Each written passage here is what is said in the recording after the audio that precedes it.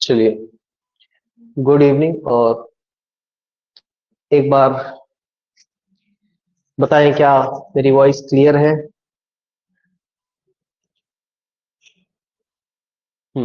Board clear है?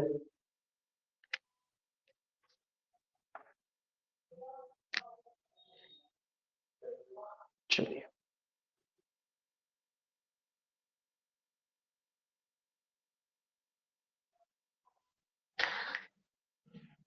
हम्म तो आज से मैं स्टार्ट कर रहा हूं आप लोगों के लिए ऑनलाइन क्लास, है ना? पहला क्लास है आज। और इसको डेमो क्लास भी समझ सकते हैं, वैसे आप क्या ही डेमो लोगे। तो रिवीजन क्लास का दो तीन चीजें मैं पहले आपसे 5 मिनट बताऊंगा, उसके बाद फिर हम लोग शुरू कर देंगे इसको, है ना? तो अभी वॉइस में कोई हिंड्रेंस नहीं है, ये आप बता दो। और इसके अलावा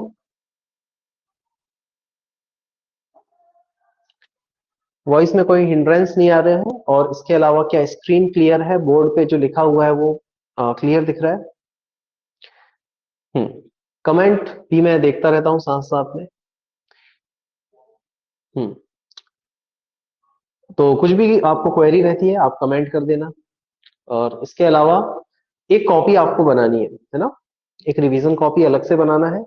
जो भी मैं टॉपिक या सवाल या कंसेप्ट यहाँ क्लास में डिस्कस करूंगा, उसको आपको डेली बेसिस पर आपको रिवाइज करना है घर पे। एक तो पहली बात तो ये हो जाएगी, और दूसरी बात आपके लिए हो जाएगी कि आपको उस पूरी कहना चाहिए क्लास का जो न्यूमेरिकल वाला पार्ट होगा, है ना? तो उस न्यूमेरिकल पार्ट के लिए भी आपको क्या करना पड़ेगा, अलग से समय निकाल के उसको सॉल्व करना है। रोज आपको ये काम कर लेना है, ध्यान रखना है, एक भी दिन आपको स्किप नहीं करना है। ठीक है? चलो। और अलग से एक कॉपी बना लेना। बोर्ड पर मैं जितने टॉपिक लिखूंगा उन टॉपिक्स को करके देख लेना है। और इसके अलावा आपको 2-3 बार पढ़ना है कोई भी चीज। जैसे मान लो न्यूमेरिकल भी मैंने जो कराए हैं उसको भी आपको 2-3 बार करके देखना है। एक बार आपने यहाँ कर लिया क्लास में, फिर आपको एक बार घर में सॉल्व करके देख लेना है, और एक बार उसको सिर्फ पढ़ना है कि आपने न्यूमेरिकल पढ़ा, न्यूमेरिकल पढ़ के फिर आपने उसमें क्या है, उसमें आपको फिर दिमाग लगाना है कि अच्छा इसने ये ऐसे सॉल्व हुआ था, इसने ये वाला फॉर्मूला लगा था, व्हाट वाज द कॉन्सेप्ट, और वो चीजें क्या है। ठीक है? तो एक बार हम देख लेते हैं। लगभग सभी लोग आ चुके हैं। आयुष, आयुषी, वान्या, निशिका, पलक, और ठीक है, इसके अलावा चलो भाई। तो हम स्टार्ट कर रहे हैं। यहाँ देखो आप,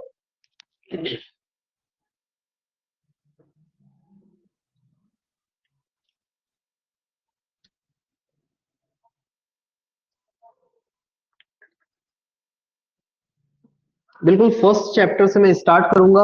हाँ, आपके पास जो भी उपलब्ध नोट्स हैं, हमारी क्लास नोट्स अगर अभी है तो ठीक है, नहीं है तो मैं आप लोगों का सभी का जो है ग्रुप, उसमें मैंने आपको जोड़ ही दिया है। बाकी लोग पहले से होंगे तो उसमें क्या है, पीडीएफ है। तो हम जितनी बातें यहाँ पढ़ाएंगे आपको, उसका पीडीएफ है ऑलरेडी, है ना? हैंड रिटन नोट्स है, हाथ से लिखे हुए नोट्स है, उनका पीडीएफ है। तो उस पीडीएफ से आप वेरीफाई भी कर सकते हो, नहीं तो आपके पास कहीं ना कहीं के नोट्स होंगे ही, वहां से भी आप देख सकते हो। ठीक है? चलो। तो यहाँ पर है हमारा चैप्टर नंबर 1। ठीक है? Chapter number 1। और चैप्टर नंबर 1 में सबसे पहले जो हमको रिवीजन के तौर पे याद रखना है कि कोई बॉडी चार्ज कैसे होती है ना? तो पहला टॉपिक यही रहेगा, हाउ अ बॉडी चार्जेस। तो अब आपको बहुत ध्यान से सुनना है।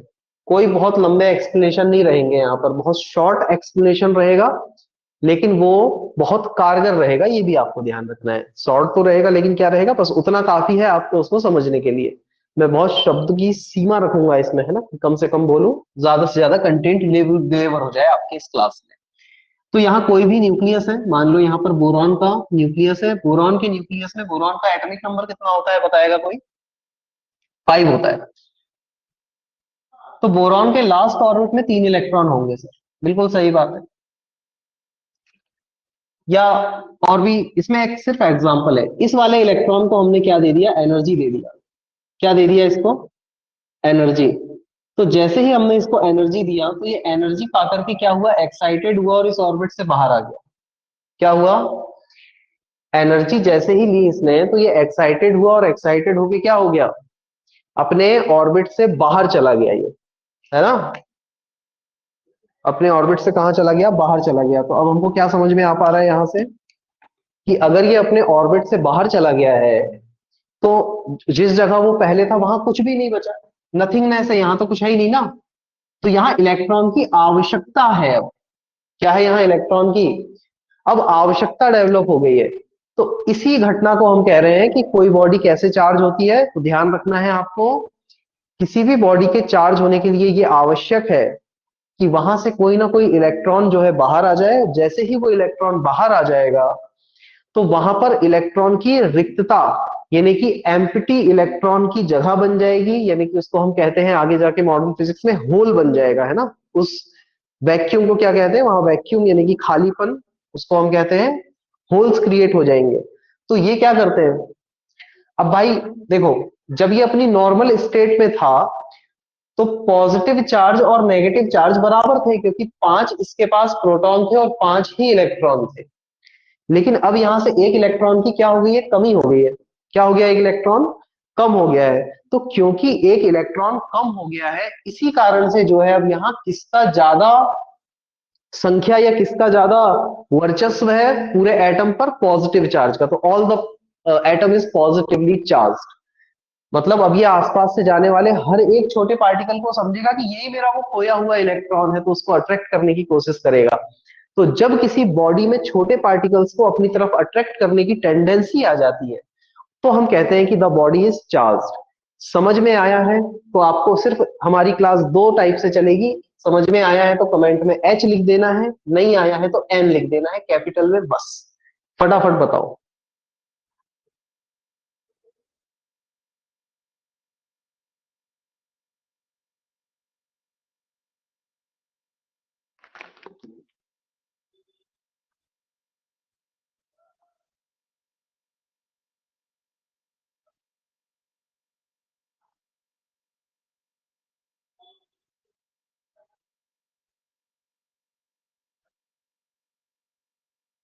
ठीक है।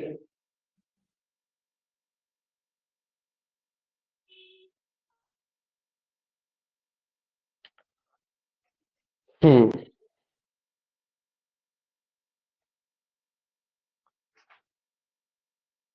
दिख रहा है भाई सभी को।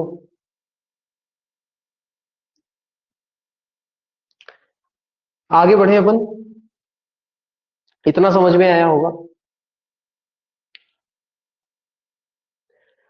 तो यहां देखना है आपको, अब यहां पर क्या हो गया है, कोई भी बॉडी चार्ज कैसे होती है मैंने बताया आपको। तो ऐसे कोई बॉडी चार्ज हो जाती है ना। This is the pattern. अब मैं आपको इसकी डेफिनेशन बता देता हूं, चार्ज की क्या डेफिनेशन होती है। तो यहां देखो डेफिनेशन क्या है। तो डेफिनेशन होता है, charge is a property due to which due to which a object starts attracting small particle. तो बहुत आसानी से हमने इस बात को समझ लिया। ठीक है, कंसेप्चुअल क्लैरिटी तो आएगी ही, साथ साथ में यहीं पर याद भी होता जाएगा आपको। लेकिन उसके लिए मेरी पूरी बातें सुननी पड़ेंगी। तो इसको नोट कर लो फटाफट।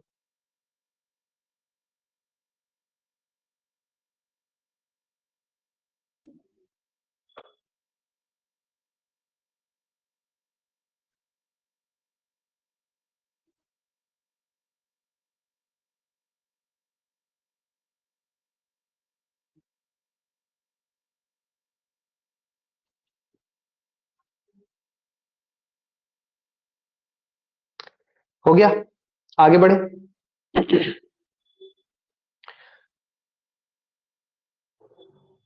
हम्म, चलो। तो अगले टॉपिक पर चलते हैं और ये आता है अब बेसिक प्रॉपर्टीज ऑफ चार्ज। मैं एक बार फिर बता देता हूँ चार्ज क्या होता है। भाई कोई एटम है, उस एटम के लास्ट ऑर्बिट में इलेक्ट्रॉन्स होते हैं, उनको कहते हैं वैलेंसी इलेक्ट्रॉन। तो हमने, हमारे पास एनर्जी है। अब हमने क्या किया, उन सभी एटम्स में जो लास्ट ऑर्बिट के इलेक्ट्रॉन है उनको, उनमें से किसी एक इलेक्ट्रॉन को एनर्जी दे दिया। एनर्जी जब हमने दी तो वहां से इलेक्ट्रॉन क्या हुआ, एक्साइटेड हुआ। एक्साइटेड होकर आ गया कहां पर, कंडक्शन बैंड में। एक्साइटेड होकर कहां आ गया वो, कंडक्शन बैंड में आ जाएगा। और कंडक्शन बैंड के जो इलेक्ट्रॉन्स होते हैं वो जब एक्साइटेड होते हैं, और सॉरी वैलेंसी बैंड के इलेक्ट्रॉन एक्साइटेड होते हैं, कंडक्शन बैंड में आते हैं, तो वहां पर क्या बन जाता है, वैक्यूम बन जाता है। मतलब इलेक्ट्रॉन उठ के जाएगा तो वहां खाली जगह बन जाती है। तो वो खाली जगह क्या है, उस खाली जगह के में एक इफेक्ट होता है, that is the positive charge. तो ऐसे कोई एटम क्या हो जाता है, पॉजिटिवली चार्ज हो जाता है।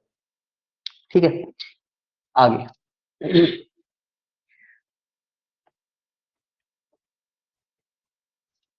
अब जब हमने चार्ज किसी ऑब्जेक्ट को कर लिया है, मतलब हमको ये समझ में आ गया है कि चार्ज होता क्या है, तो चार्ज करने की कुछ अलग अलग मेथड्स भी हमने बनाई।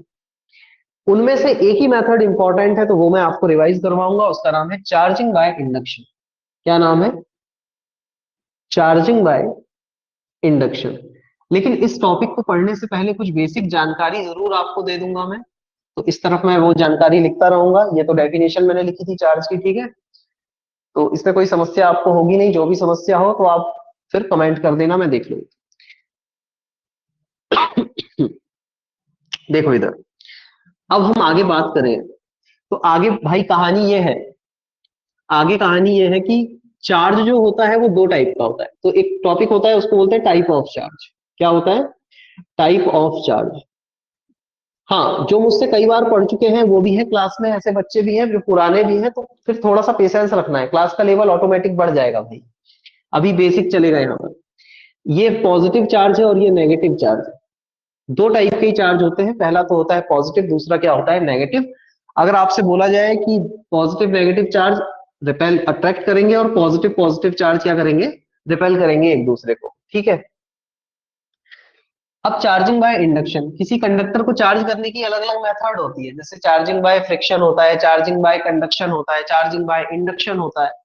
ये अलग अलग मेथड्स है। तो इन सब मेथड्स में एक मेथड हमको याद रखनी है बहुत अच्छे से, जिसका नाम क्या है, चार्जिंग बाय इंडक्शन। तो देखो यहां पर, मान लो यहां पर कोई ऑब्जेक्ट है, मान लो यहां पर कोई ऑब्जेक्ट है, और इस ऑब्जेक्ट के पास पहले से कुछ पॉजिटिव चार्ज है, पहले से कुछ पॉजिटिव चार्ज है।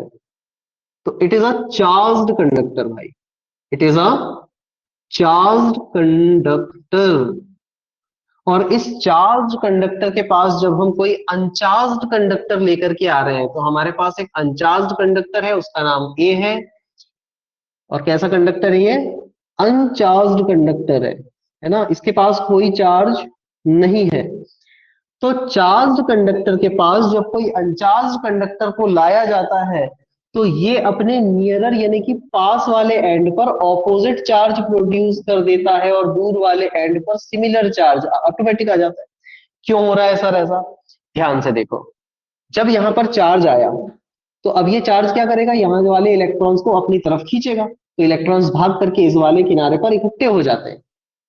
इस कारण यहां पर क्या आ जाता है, नेगेटिव चार्ज। तो इस प्रकार से किसी बॉडी को चार्ज कर देना, अनचार्ज बॉडी को, अब ये चार्ज हो गया। पहले कैसा था, अनचार्ज। चार्जिंग बाय इंडक्शन कहलाता है। समझ में आया है, फटाफट एच लिखना है आपको, नहीं आया है तो एन लिखना है। बाकी नोट्स में ये लिखा हुआ है सब, मैं नोट्स दे दूंगा, तो लिखवाने का अब उतना टाइम अपने पास है नहीं, है ना। चलो, ठीक है ठीक है, समझ में आया है।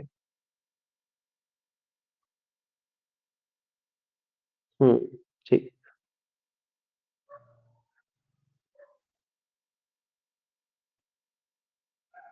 चलो, अगले टॉपिक पर हम चलेंगे, और अब आ जाता है अगला topic, that is basic properties of charge. ठीक है, तो आज के दिन का ये तीसरा टॉपिक आपके सामने है, और इस टॉपिक से ही हम किस पर आ जाएंगे, न्यूमेरिकल्स पर भी आ जाएंगे। बढ़े आगे। टोटल अभी क्लास में कितने लोग हैं,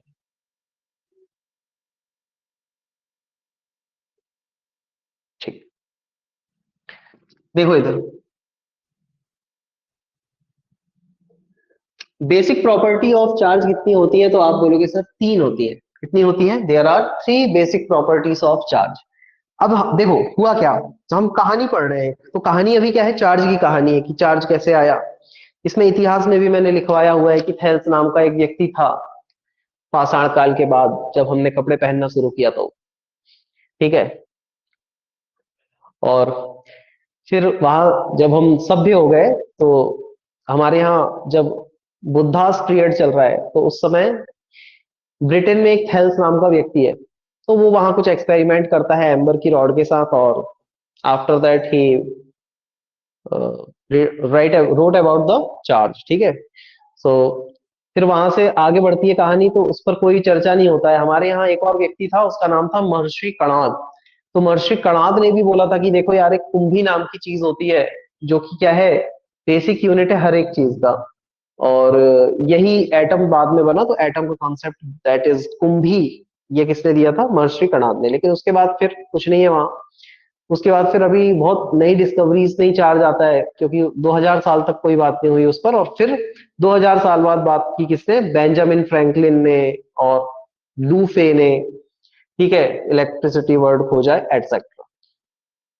तो मैं आपको ये बताना चाह रहा हूं इस पूरी कथा से कि चार्ज धीरे धीरे डेवलप हुआ, हमको समझ में आया कि चार्ज बेसिकली क्या था, चार्ज का मतलब क्या था, और उसको ही फिर अब हम लोग यहाँ पर डिस्कस कर रहे हैं। तो आगे जब हम बढ़ रहे हैं प्रॉपर्टीज ऑफ चार्ज पर, तो वो कौन सा चार्ज है वो आपके दिमाग में हमेशा रहना चाहिए। चार्ज मतलब क्या? किसी ऑर्बिट के इलेक्ट्रॉन को एक्साइटेड करके बाहर निकाल देते हैं, तो उसमें एक टेंडेंसी आ जाती है एटम में। अब ऐसे बहुत सारे एटम्स के इलेक्ट्रॉन को निकाल देंगे, तो पूरे कंडक्टर के पास टेंडेंसी आ जाती है। सर एग्जाम्पल क्या है?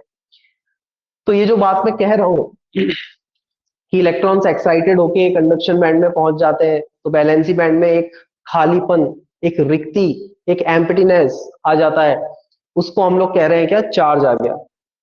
लाइव एग्जांपल के लिए आपने बहुत सारी बार ऐसा किया होगा कि आप क्या करते हैं, एक प्लास्टिक का स्केल लेते हैं, उसको बालों से रब करते हैं, तो आप देखते हैं कि वो छोटे छोटे कागज के टुकड़ों को अट्रैक्ट करने लगता है ना। दूसरा एग्जाम्पल क्या हो सकता है? तो दूसरा एग्जाम्पल हो सकता है, हम किसी एक हमारे दोस्त को बैठाएं क्या प्लास्टिक के चेयर पे, और पीछे से टॉवेल से बहुत जोर से अगर हम उसको मारते हैं, तो उसको करंट लगता है। तीसरा एग्जाम्पल क्या हो सकता है कि आपके पास बलून है और रेशम का कपड़ा है, तो बलून को रेशम के कपड़े पर आप रब करेंगे, और उसके बाद जब दीवार में चिपकाओगे, तो वो थोड़ी देर के लिए दीवार से चिपक जाता है। ये सब होता है चार्ज के कारण। तो इसी चार्ज की कुछ प्रॉपर्टीज देखी गई। इसी चार्ज की क्या देखी गई? कुछ प्रॉपर्टीज। अब वो प्रॉपर्टीज क्या है, प्रॉपर्टीज कैसी कैसी है, प्रॉपर्टीज के अंदर कौन कौन सी बातें याद रखनी है, एग्जाम पॉइंट ऑफ व्यू से कौन सी प्रॉपर्टी इंपॉर्टेंट है, विल डिस्कस फर्दर। ठीक है, देखो यहां पर फर्स्ट है, ये हम पढ़ रहे हैं basic property of charge. Basic property of charge. तो पहला बेसिक प्रॉपर्टी होता है भाई, conservation of charge. Conservation of charge. Conservation of charge क्या होता है? चार्ज कंजर्व होता है हमेशा। चार्ज कैसा होता है? Charge is always conserve. तो कंजर्व से मतलब क्या है? What is the meaning of conserve? तो उसके लिए एक कहानी सुनो। कहानी ये है, यहां पर एक बालक है। कौन है? एक बालक। और इस बालक के पास एक बॉक्स है। क्या है इस बालक के पास? एक बॉक्स। और इस बॉक्स में चार्जेस फैले हुए हैं अलग अलग, +3 कूलम, +2 कूलम, -1 कूलम एटसेट्रा। ये अलग अलग चार्जेस है जो फैले हुए हैं उस बॉक्स के अंदर, जो इस बालक के पास। ठीक है, कोई दिक्कत नहीं है। तो अगर मैं आपसे पूछूं कि इस बालक के पास जो बॉक्स आपको दिखाई दे रहा है, इस बॉक्स में कितने टोटल चार्ज है, मतलब कितना टोटल चार्ज है, तो आप बोलोगे सर देखो, इसमें टोटल चार्ज अगर अपने को निकालना है, तो अपने को इसको जोड़ देना पड़ेगा। तो 3 + 2 -1, यानी कि सर 3 × 2 = 5 और -1, 4 कूलम चार्ज है टोटल इसके पास। टोटल चार्ज कितना है? तो आपने बोला टोटल चार्ज है 4 कूलम। अब क्या किया, इस बालक का दिमाग खराब हो गया, तो इसने क्या किया, इस बॉक्स को उठाया और उठा करके फेंक दिया। ऐसे करके फेंका इसने तो ये बॉक्स इधर आ गया, अब ये बॉक्स यहाँ पर है। लेकिन अब हुआ क्या, ये चार्जेस एक दूसरे से टकराए और सरफेस के अलग अलग भागों में फिर से डिस्ट्रीब्यूट हो गए। पहले ऐसे डिस्ट्रीब्यूट थे तीन भागों में, अभी भी तीन ही भाग में डिस्ट्रीब्यूट है, बट अब क्या है, अलग अलग तरीके से डिस्ट्रीब्यूट हो जाएंगे। मान लो यहाँ +4 कूलम आ गया, यहाँ +1 कूलम आ गया, यहाँ -1 कूलम आ गया। अभी भी जोड़ोगे तो क्या हो जाएगा, 4 + 1 -1, यानी कि कितना, 4। तो इनिशियली चार्जेस के रीडिस्ट्रीब्यूशन के पहले या रीडिस्ट्रीब्यूशन के बाद यदि हमारे चार्ज किसी एक आइसोलेटेड सिस्टम में है, मतलब देखो ये एक आइसोलेटेड सिस्टम है, बॉक्स का मतलब क्या है, ये आइसोलेटेड सिस्टम है, इससे चार्ज बाहर नहीं जा सकते और बाहर से चार्ज अंदर नहीं आ सकता। तो जितने अंदर चार्ज है उतने ही रहेंगे, लेकिन वो आपस में एक्सचेंज हो सकते हैं, आपस में रीडिस्ट्रीब्यूट हो सकते हैं इसके अंदर, उस आइसोलेटेड सिस्टम के अंदर। तो यहां से इस बॉक्स को उठा के फेंका, देखो पहले कितना था चार्ज, 4 कूलम, बाद में रीडिस्ट्रीब्यूशन के बाद भी कितना ही रहेगा, 4 कूलम। तो इस प्रॉपर्टी को बोलते हैं conservation of charge. The charge inside a isolated conductor remains conserved और कांस्टेंट। क्या मेरी बात समझ में आई है, नहीं आई है तो आप एन लिख दो कमेंट में, मैं फिर बता दूंगा।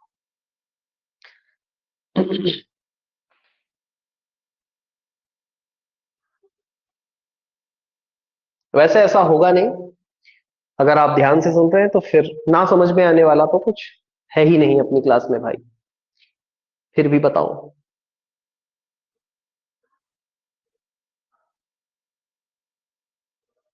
ठीक है, और बताते जाना सब, है ना। ऐसा नहीं करना है आपको कि आप जो है फोन में एनरोल हो जाए और फिर आप टीवी देखते रहें। ऐसे में फिर क्या है, अलग तरीके से दंड है इसके लिए आपके गरुड़ पुराण में। बोलो जल्दी।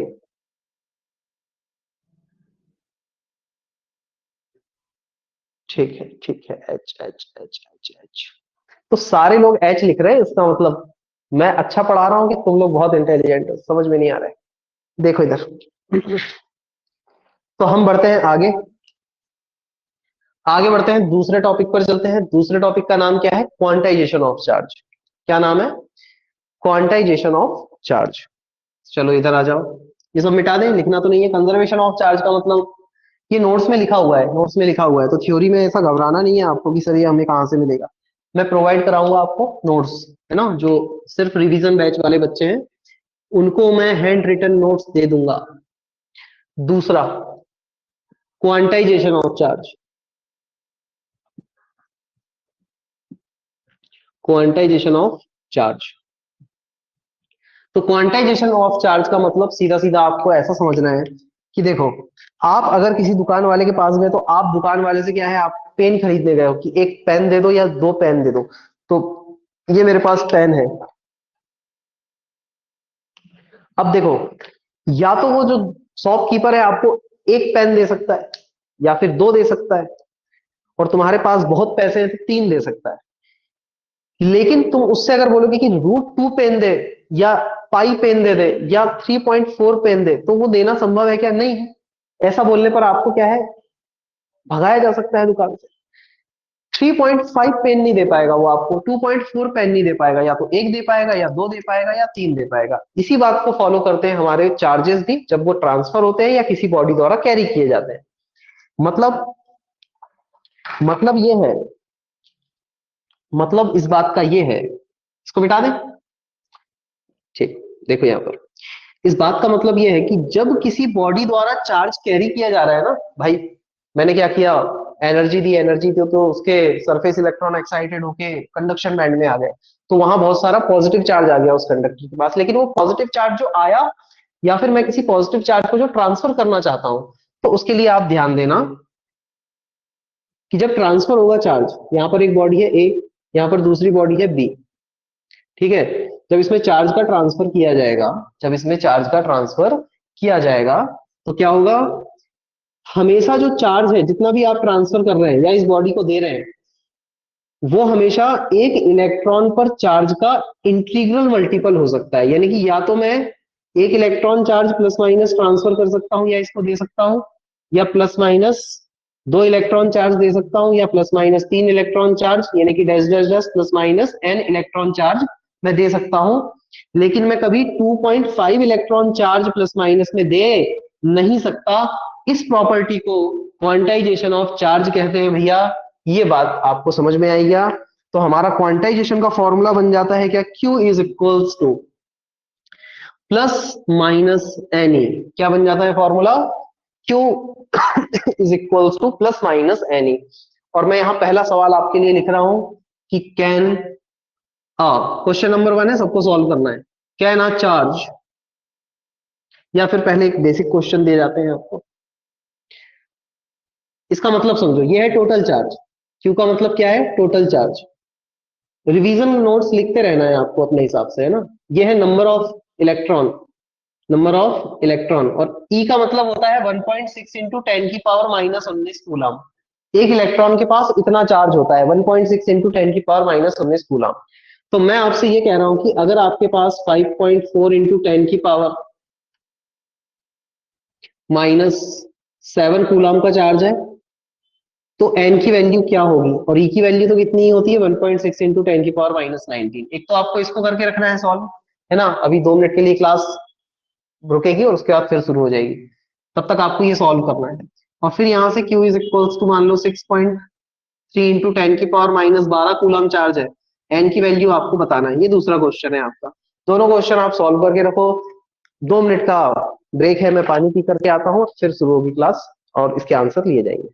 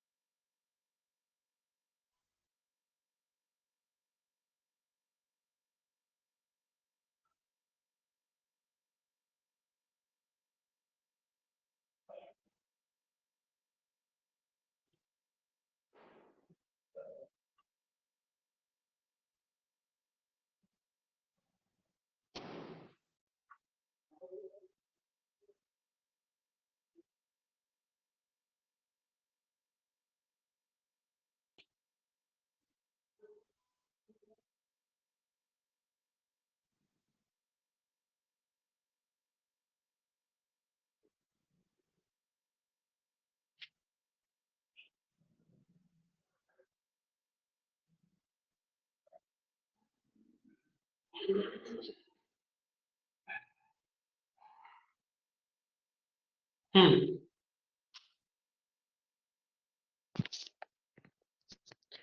बताइए। आंसर कमेंट करो जरा, जल्दी।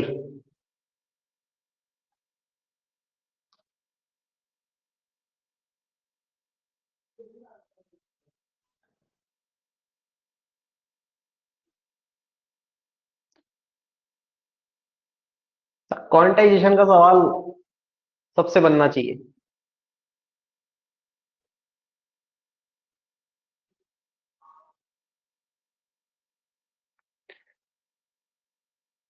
हाथ उठाओ तुम।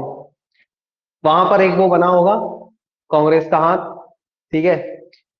तो उस पर आप क्लिक करेंगे तो मेरे पास हैंड रेज का वो आ जाता है, कितने लोगों से बन गया है। जल्दी जल्दी। वान्या से बन गया है। बस दो लोगों से बन गया है, वान्या, निकिता। इधर कमेंट आ गया है, आंसर वान्या ने बोल दिया है 3.375 इंटू 10 की पावर। क्या लिखा हुआ है वो? पहले का आंसर 10 की पावर -12। ओके। और दूसरे का आंसर आ रहा है 3.93 इंटू 10 की पावर -7। और बताओ। आयुष, आयुषी। चलिए चलिए, ठीक है। आदिति से भी बन गया है, और इधर कुमकुम से बन गया है, निशिका से बन गया है। हम्म, और अगर किसी से नहीं बना है तो भाई वो बताओ, है ना। आयुष भी है क्लास में। हाँ भाई, आयुष बन रहा है। आयुष का कमेंट नहीं आएगा तब तक क्लास आगे नहीं बढ़ेगी। आयुष के आंसर के कमेंट की वेट कर रहा हूँ, जल्दी। आयुषी ने आंसर दे दिया है 3.375 इंटू 10 की पावर -12, ठीक है।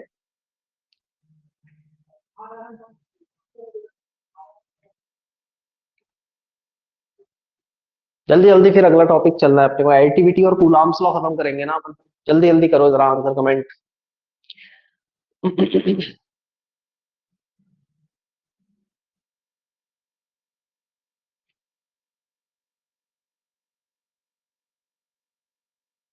और जिसका कुछ अलग आंसर आ रहा है वो भी कमेंट करना है। ऐसा नहीं कि अब ये यही आंसर्स है, ऐसा कुछ नहीं करना है आपको। जो आपका आया है वो बताओ, आपको गलत सही वो अपन देखेंगे।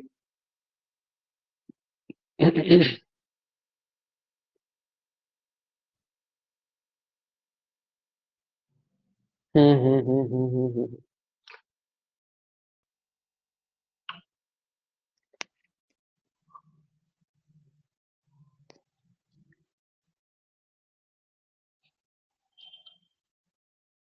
अदिति भी है क्लास में। आंसर आया?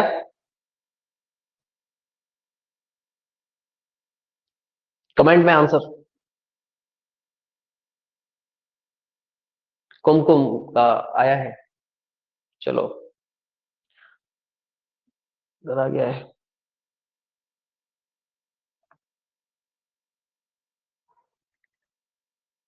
3.9 इंटू 10 की पावर -7, 3.9 इंटू 10 की पावर -7। ठीक है ठीक है ठीक है, चलो।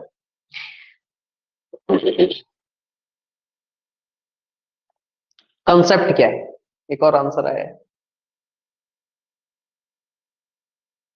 अदिति के भी दोनों आंसर आ गए हैं, ठीक है। चलो।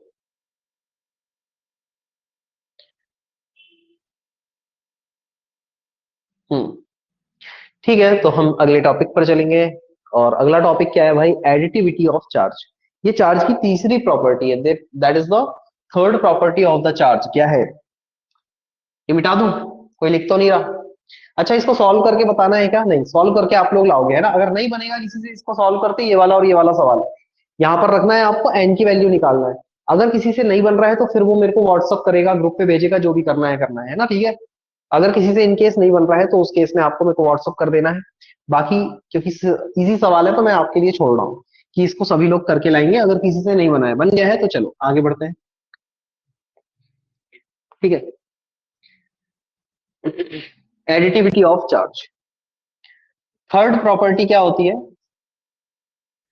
Additivity of charge. इसका मतलब क्या है सर एडिटिविटी ऑफ चार्ज का? तो देखो प्रॉपर्टीज ऑफ चार्ज पढ़ रहे थे, पहला पढ़ा कंजर्वेशन, ठीक है, total charge of an isolated system remains constant. Second हमने पढ़ा क्या? Quantization of charge. Quantization of charge क्या होता है भाई? कि किसी भी बॉडी को चार्ज रखना हो या ट्रांसफर करना हो तो वो एक इलेक्ट्रॉन पर चार्ज के इंटीग्रल मल्टीपल में ही हमेशा ट्रांसफर कर सकती है। मतलब कोई बॉडी चार्ज जब रखेगी या ट्रांसफर करेगी तो या तो 1 इलेक्ट्रॉन या 2 इलेक्ट्रॉन या 3 इलेक्ट्रॉन 4 इलेक्ट्रॉन 5, कभी 1.5 नहीं होगा, 2.4 नहीं होगा, 5.6 नहीं होगा, है ना। आगे हम आ गए हैं एडिटिविटी ऑफ चार्ज पर। तो मैंने क्या किया, मैंने यहां लिया एक सरफेस। क्या लिया? एक सरफेस। और इस सरफेस यहां पर मेरे पास कुछ चार्ज था प्लस क्यू, इसको मैंने दे दिया कंडक्टर को, तो इस पर चार्ज फैल गया, क्योंकि ये तो एक सरफेस है ना, तो चार्ज क्या हुआ? इस पर फैल गया। तो मैंने जब इन छोटे छोटे फैले हुए चार्जेस को क्या किया, इन छोटे छोटे फैले हुए चार्जेस को क्या किया? जोड़ा। तो इसको मैं Q1, Q2, Q3 और यहां तक मान लेते हैं Qn, कितने भी हो सकते हैं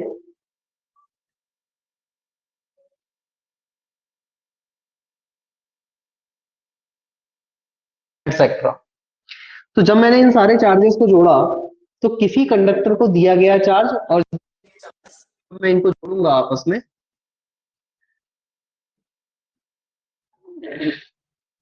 तो वो उतने ही चार्ज के बराबर होगा जो पहले मैंने दिया था। ठीक है, जितना चार्ज मैंने पहले दिया था उतने ही चार्ज के बराबर रहेगा क्या? दिया गया चार्ज और distributed charge on the surface. इस प्रॉपर्टी को कहते हैं क्या? Additivity of charge.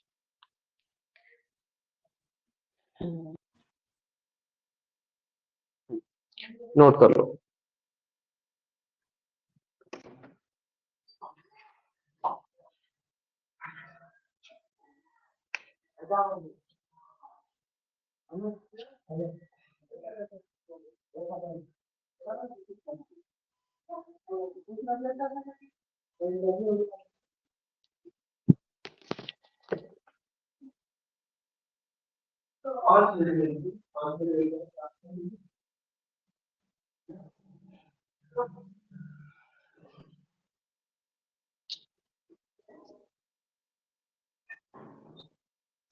चलिए ठीक है, तो ये था हमारा बेसिक प्रॉपर्टीज, यानी कि एडिटिविटी का लास्ट टॉपिक था एडिटिविटी।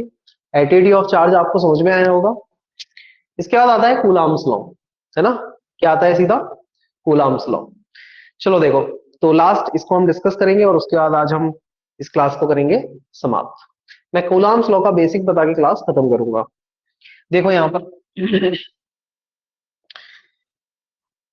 इन सब आइडेंटिफिकेशंस के बाद, है ना, जब हमने सारी चीजें क्या कर ली, आइडेंटिफाई कर ली कि देखो यहाँ पर ये वाला पॉजिटिव चार्ज होता है, ये नेगेटिव चार्ज होता है, ऐसे पॉजिटिव चार्ज आता है, ऐसे नेगेटिव चार्ज आता है, तो हमको बेसिकली ये आइडेंटिफाई हो गया कि चार्ज दो टाइप का होता है, पॉजिटिव और नेगेटिव।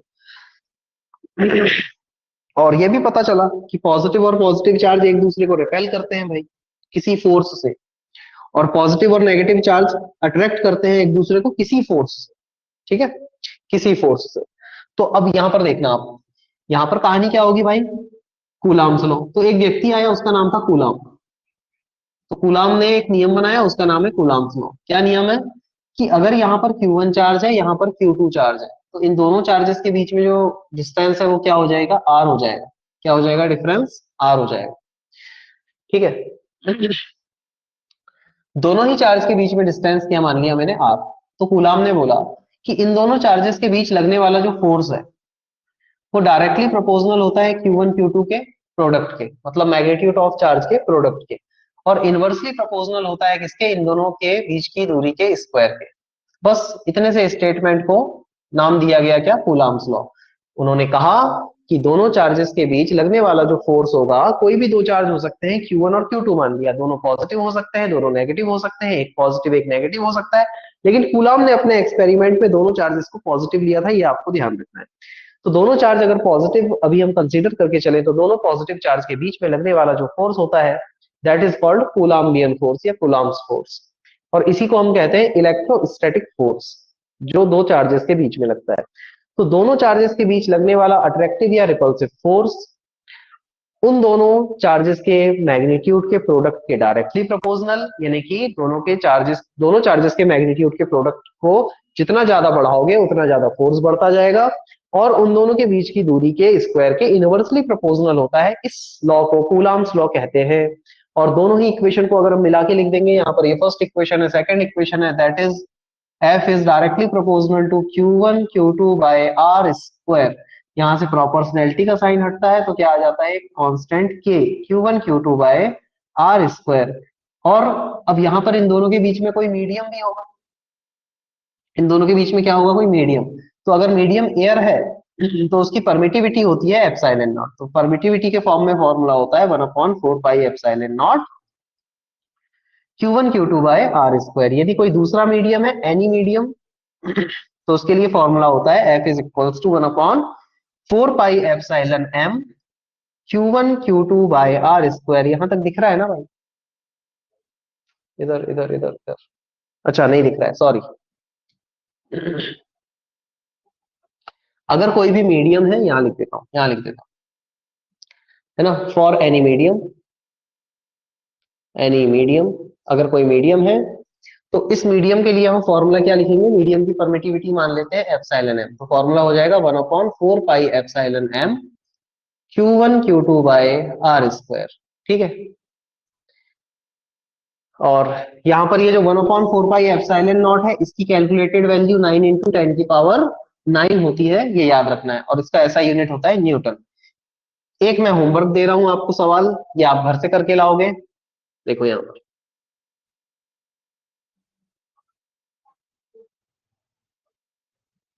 एक क्वेश्चन होमवर्क लिख लो। अगर Q1 Q2 is equals to 4 + 4 microcoulomb है, और जो डिस्टेंस है यानी कि r, उसकी वैल्यू 0.12 मीटर है, तो आपको फोर्स की वैल्यू निकाल के लानी है। ये एक बेसिक सा सवाल मैं आपको दे रहा हूं, और ये हमारी क्लास थी। ठीक है, बाकी ध्यान रखें, अच्छे से पढ़ते रहो, रिवाइज करते रहो। इतने टॉपिक आज कर लेना, और कल के कौन से टॉपिक होंगे वो मैं आपको ग्रुप पर बता दूंगा। आज की क्लास होती है यहाँ खत्म। Thank you.